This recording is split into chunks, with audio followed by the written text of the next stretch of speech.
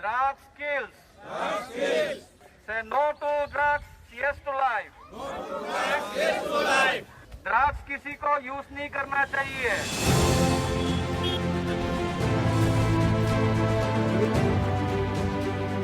असम को ड्रग्स मुक्त बनाना है। राज्य सरकार ने इसके लिए मुहिम छेड़ रखी है। ड्रग्स के कारोबार को पूरी तरह से कुचलने का लक्ष्य है। इस साल के शुरुआती 6 महीने में ही असम पुलिस ने 2294 लोगों को गिरफ्तार किया और 1462 केस दर्ज किए। पिछले 3 साल की बात करें तो एनडीपीएस एक्ट के तहत 9000 से ज्यादा केस दर्ज किए गए हैं।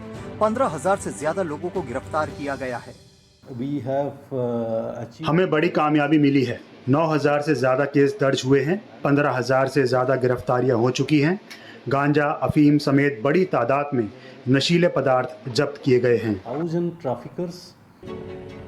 असम पुलिस की कार्रवाई में सबसे ज्यादा गांजा और मॉर्फिन मिल रहा है।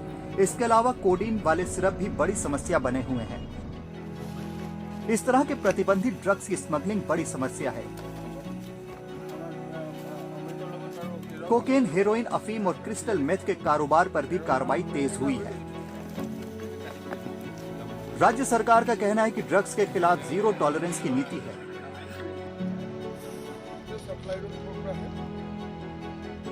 मुख्यमंत्री हिमंता बिस्वा शर्मा का ये वीडियो, जिसमें वो ड्रग्स की खेप पर बुलडोजर चलाते दिख रहे हैं, राज्य सरकार की इस नीति की तस्दीक करता दिखता है।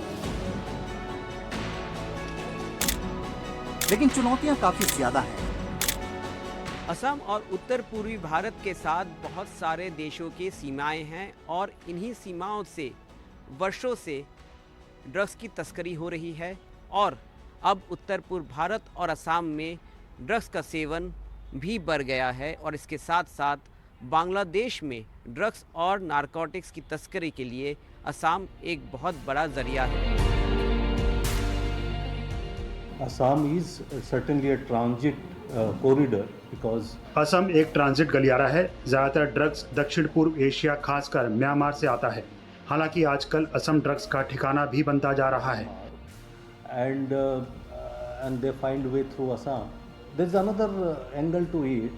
इसमें एक बड़ा एंगल बांग्लादेश का है, जो याबा टैबलेट्स और कोडीन बेस्ड सिरप का अड्डा बनता जा रहा है और ये सब असम के रास्ते होता है।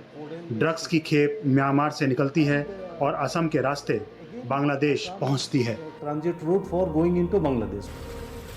असम की आबादी करीब 3 करोड़ है। सरकारी आंकड़ों के हिसाब से 20 लाख से ज्यादा लोग किसी न किसी तरह का ड्रग्स लेते हैं। इनमें महिलाओं और नाबालिगों की संख्या करीब 3 लाख है। नशे के खिलाफ काम करने वाले लोगों का मानना है कि ड्रग्स पर कार्रवाई से असर पड़ा है, लेकिन सिर्फ सप्लाई चेन पर वार करने से ही काम पूरा नहीं होगा। इस परिस्थिति में नियंत्रण पाने के लिए कई उपाय हैं मेरे हिसाब से। उनमें से कुछ ये हैं कि पहला तो स्ट्रिक्ट एनफोर्समेंट, जो हमारे बॉर्डरिंग एरियाज है उसमें पुलिस को और कड़ी निगरानी रखनी होगी और अच्छी तरह चेकिंग वगैरह होने होंगे। दूसरा है एजुकेशन और अवेयरनेस। हम सब्सटेंस अब्यूज़ में सिर्फ पकड़ के या हम सिर्फ उसमें सप्लाई में काम करके मेरे को नहीं लगता हम कहीं पहुंच रहे हैं। तो हमें डिमांड पे भी काम करना होगा। हमें अवेयरनेस प्रोग्राम्स और बढ़ाने होंगे जहां हम ड्रग्स के बारे में लोगों को जागरूक करें और हमें एजुकेशन में एक करिकुलम वाइज ये ड्रग एडिक्शन को रखना होगा। ड्रग्स के खिलाफ असम सरकार की जीरो टॉलरेंस पॉलिसी सही दिशा में एक बड़ा कदम है, लेकिन सिर्फ यही काफी नहीं है। गुवाहाटी से रतनदीप चौधरी के साथ ब्यूरो रिपोर्ट, एनडीटीवी इंडिया।